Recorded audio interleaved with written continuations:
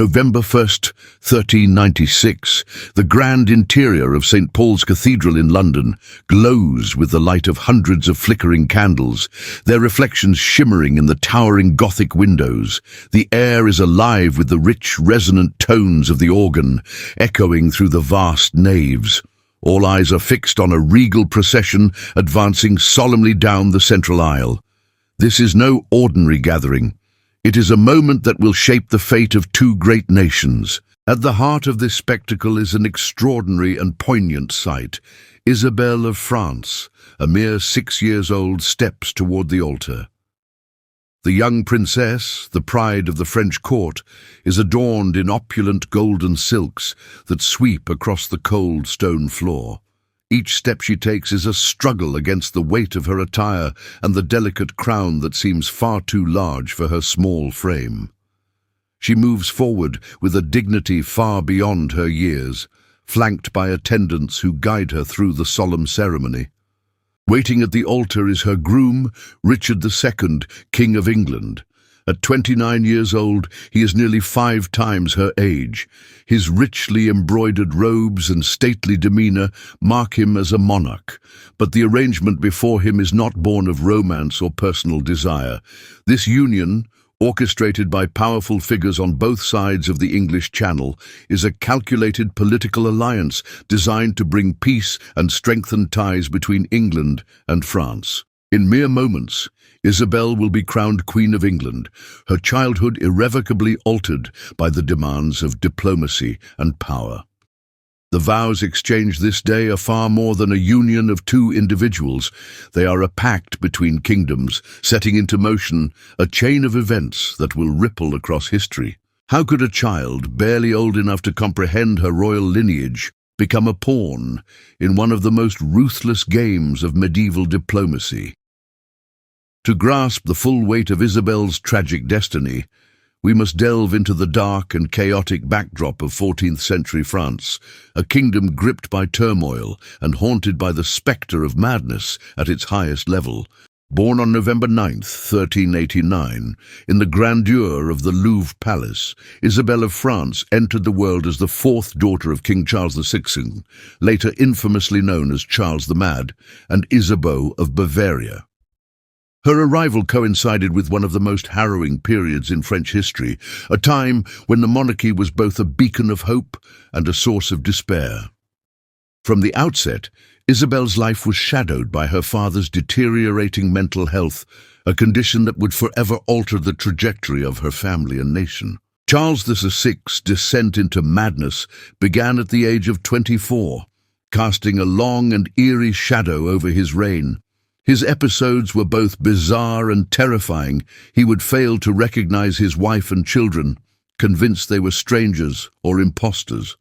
On other occasions, he claimed his body was fragile glass, fearing he might shatter if touched. At his most disturbed, he ran frantically through the corridors of his palaces, screaming of invisible enemies in pursuit. These fits rendered him incapable of ruling, leaving the kingdom in the hands of opportunistic regents who vied for control, each eager to exploit the monarch's incapacitation. Isabel's mother, Isabeau of Bavaria, stepped into the political vacuum left by her husband's illness. History remembers her as a controversial figure, both ambitious and morally ambiguous. While some chroniclers portrayed her as a savvy politician navigating a perilous court, others painted a more damning picture of a woman who sought power and wealth with little regard for her children.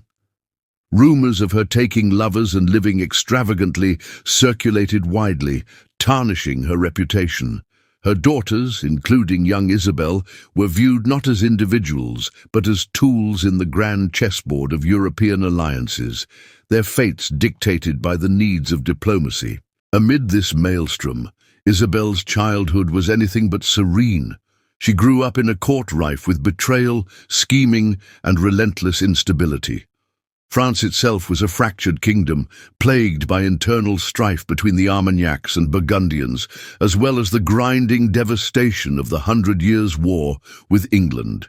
The consequences of her father's madness rippled outward, destabilizing the monarchy and creating a toxic environment where trust was a rarity. For Isabeau, her daughters represented bargaining chips, each destined to secure alliances that would serve the interests of the French crown, or more accurately, her own ambitions.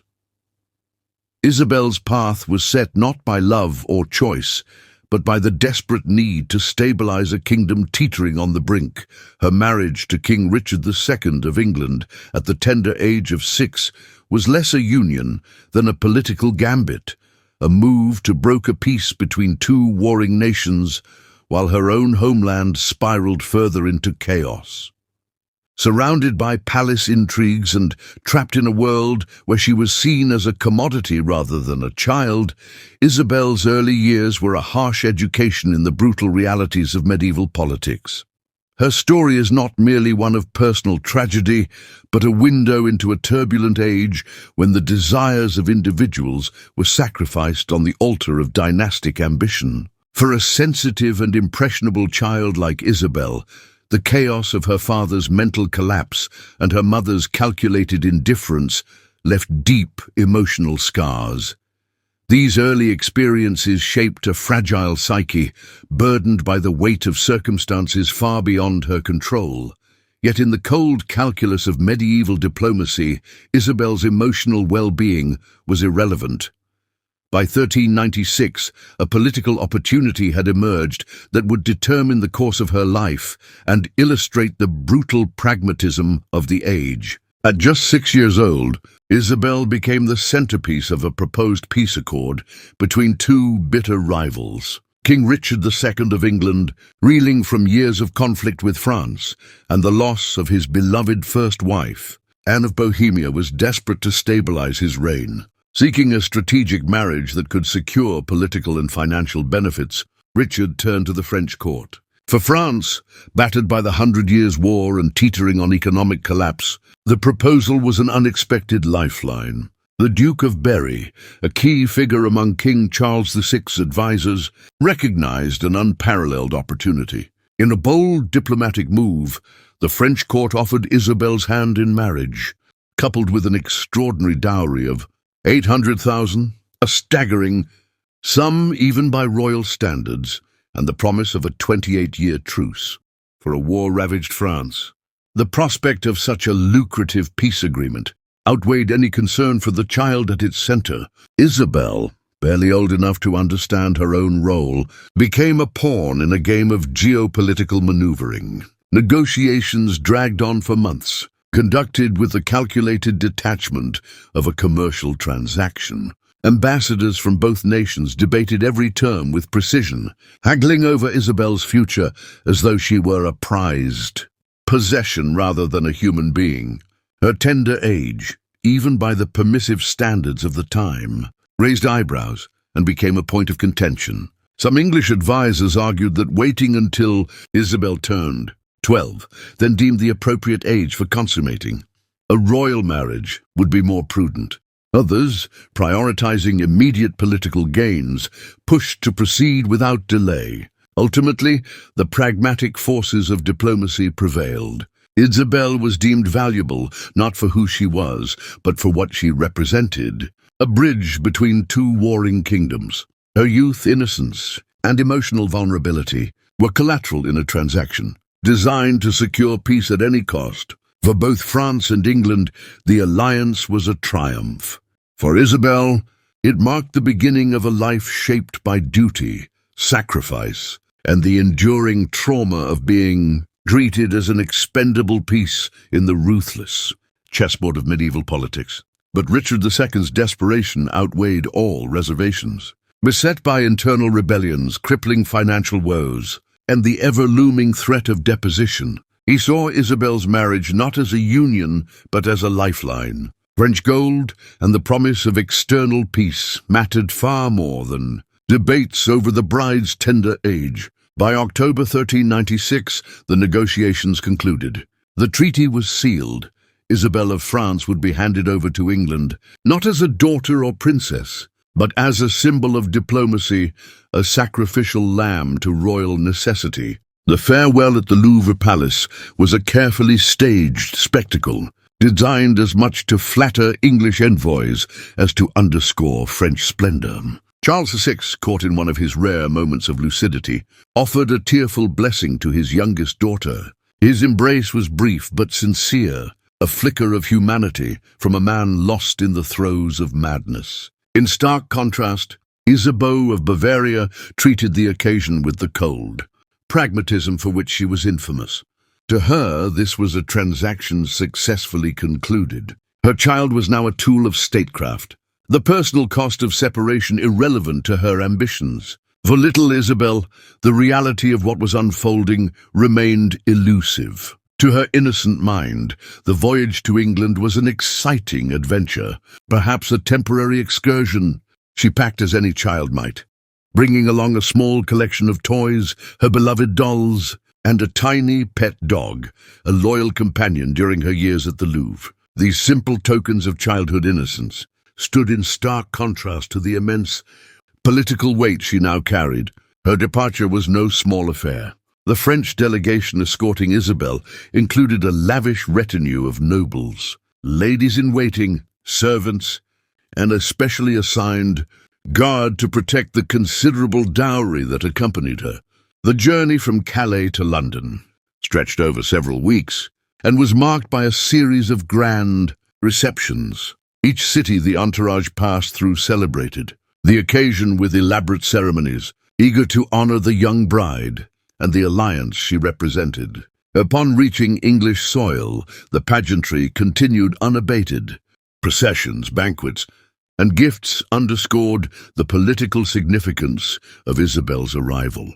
Yet for the child at the center of these grand displays, the pomp and circumstance did little to mask the bewildering loss of her family, home and childhood. What lay ahead was a future dictated by duty, a role that would demand sacrifices far beyond her comprehension. As the procession wound its way through the towns and cities of England, local authorities vied to host the most extravagant receptions for their future queen. Lavish banquets, public displays, and elaborate pageantry greeted Isabel at every stop.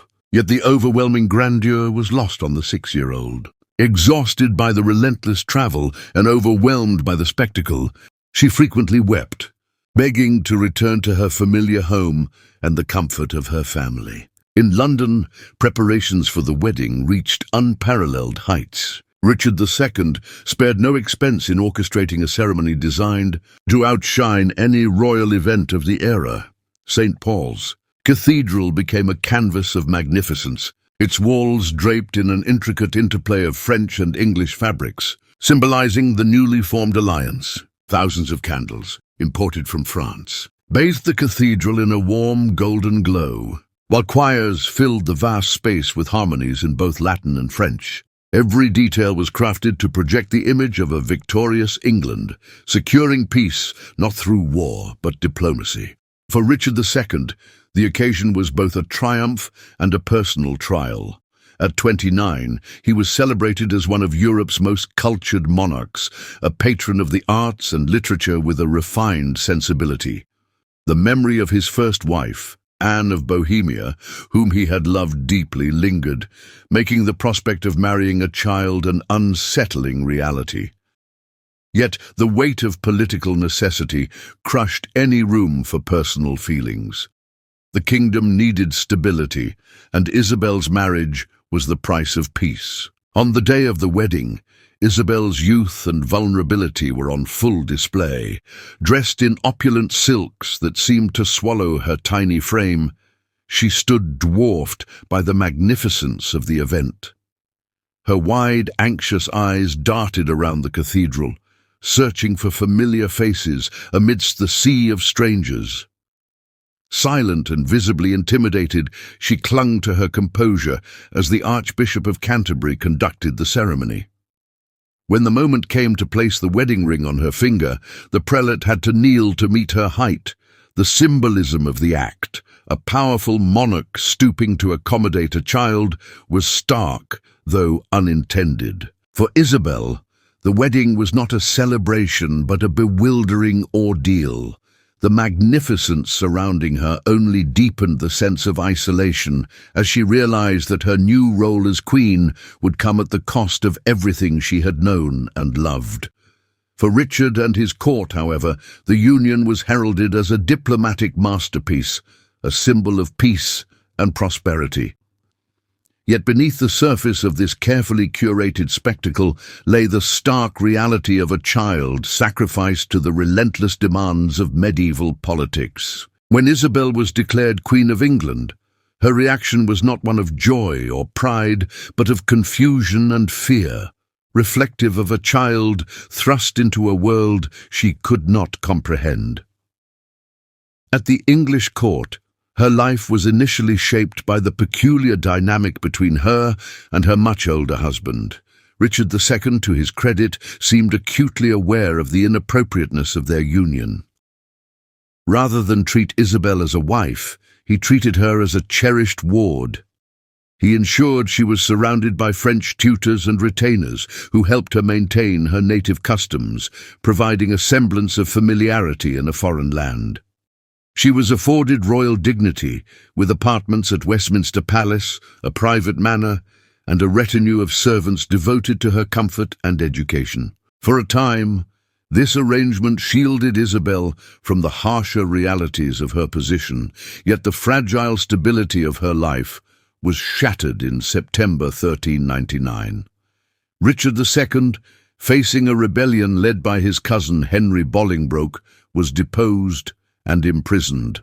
Soon after, he was murdered under mysterious circumstances at Pontefract Castle, likely on the orders of his usurper.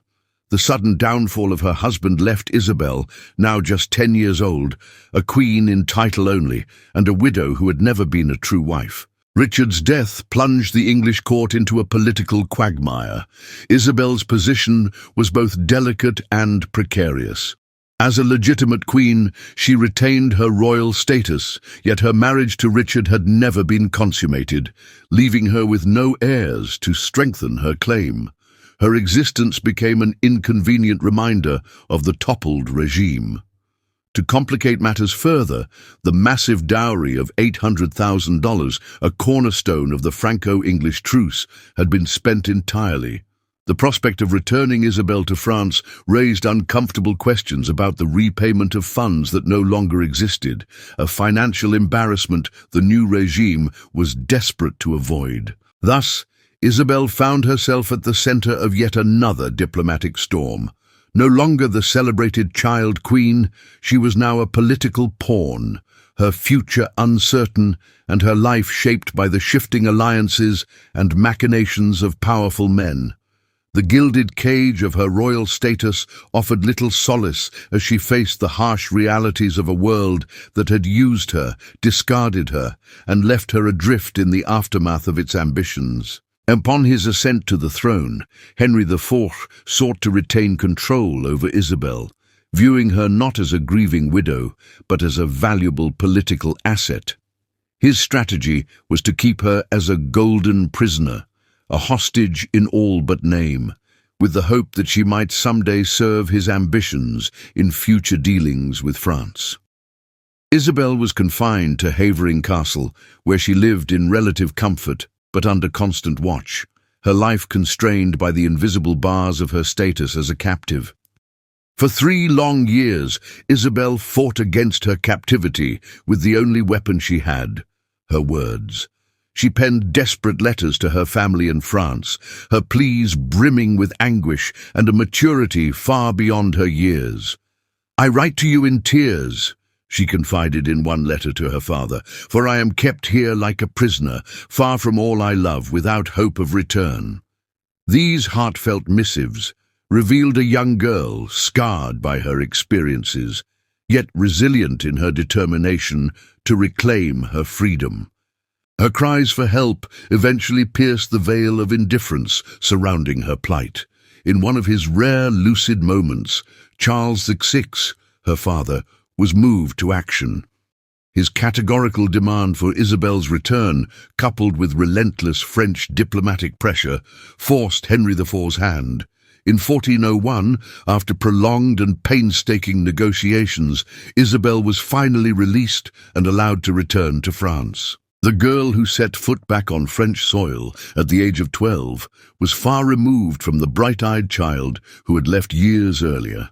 The intervening years had carved deep emotional scars, aging her prematurely and robbing her of the innocence that had once defined her. Yet even the return to her homeland offered little solace. France remained mired in turmoil, with royal factions vying for power amidst the ongoing 100 Years' War. Isabel's family, steeped in its own intrigues and divisions, viewed her not as a beloved daughter, but as a problematic reminder of past failures and political entanglements. Isabel's ordeal, however, was not yet over. At 16, she was once again drawn into the web of political maneuvering.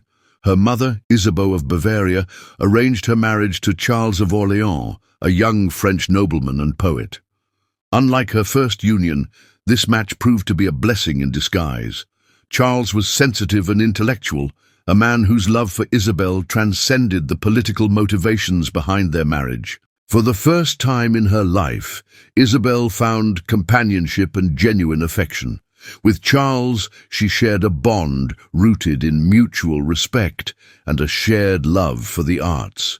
Together, they immersed themselves in poetry, literature, and the simple joys of life, forging a relationship that offered Isabel a taste of the happiness she had been denied for so long.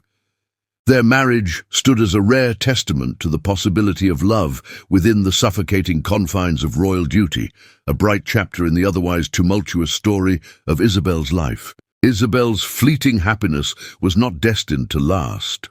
In 1407, tragedy struck again when her husband, Charles of Orleans, was captured by the English during the Battle of Agincourt. He would spend the next 25 years languishing as a prisoner in England, leaving Isabel effectively a widow once more. Bereft of her husband and consigned to solitude, Isabel found herself again at the mercy of the French royal court, her life shaped by others' ambitions. Twice, fate had stolen from her the chance to love and be loved freely. In the years that followed, Isabel retreated into a quieter existence. She lived discreetly at court, dedicating herself to charity and the arts. Her early experiences as England's child queen had provided her with an acute understanding of the complexities of politics and diplomacy. Though her influence was subtle, she offered advice to members of the French royal family, drawing on her hard-earned wisdom to navigate the treacherous waters of court life. In 1409, Isabel gave birth to her only child, a daughter named Joan of Orleans. Motherhood brought her a measure of solace, a rare glimmer of joy in an otherwise tumultuous life, yet it was tinged with a cruel irony. Isabel knew that her daughter would likely face the same grim fate, destined to be a pawn in the political games of Europe, traded in marriage to secure alliances. Isabel's final chapter was as brief as it was tragic.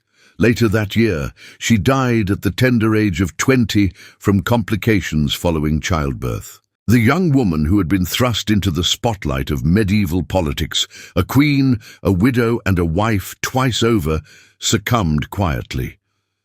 Her death was scarcely noted by the chroniclers of the time, a stark contrast to the lavish celebrations that had marked her first marriage. Her short life, punctuated by moments of grandeur and deep sorrow, encapsulated the plight of many royal women in medieval Europe.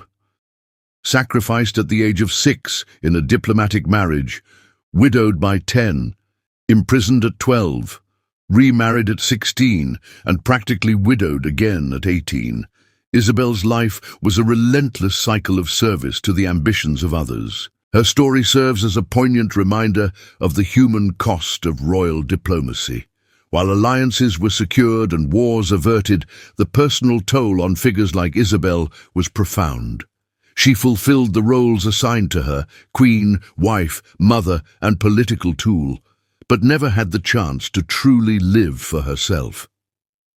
Isabel's life raises enduring questions about the price of power and the sacrifices imposed on those born into the upper echelons of society. particularly women, whose value was so often measured in the currency of political necessity. Isabel's life encapsulates the stark reality of how children, particularly noble daughters, were treated as commodities in medieval diplomacy. Stripped of agency, their lives were bartered and exchanged to forge alliances, secure peace, or enhance their family's power. Isabel's tragic fate serves as a grim reminder of the enduring consequences of these practices. More than 6 centuries later, her story still echoes as a testament to the horrors of child marriage and the commodification of innocence for political gain. The young princess, handed over as a token of goodwill, never knew the carefree joys of childhood. At the tender age of 6, she was thrust into the harsh realm of adult responsibilities, burdened with the expectations of her nation. Her life was one of relentless sacrifice, a pawn in the high-stakes game of medieval geopolitics. Isabel's existence was consumed by the need to uphold treaties, strengthen alliances, and serve as a bridge between warring nations, all at the expense of her own happiness and well-being. Her experience forces us to grapple with uncomfortable truths about the normalization of such sacrifices throughout history. Entire societies, driven by the ambitions of the powerful, have often justified the exploitation of the most vulnerable, rationalizing the destruction of lives as a necessary cost of political stability. Isabel's story underscores how deeply ingrained these practices were, casting a spotlight on the personal toll of policies crafted in royal courts and diplomatic chambers. As the child queen who was asked to bear the weight of 2 nations' futures, Isabel embodies the vulnerabilities of children ensnared in systems far beyond their understanding or control. Her memory serves as a haunting reminder of the human cost behind the treaties, alliances, and victories recorded in history books. Isabel of France's life is a symbol of innocence sacrificed on the altar of power. Her tragic journey compels us to recognize the enduring impact of using children as pawns in the games of the powerful. Behind the grand narratives of empires and monarchies are the silenced voices of those like Isabel, children whose lives were forever altered to fulfill the ambitions of others. Her story remains a poignant call to acknowledge and challenge the injustices of the past, and by doing so, to work toward a world where such tragedies are never repeated.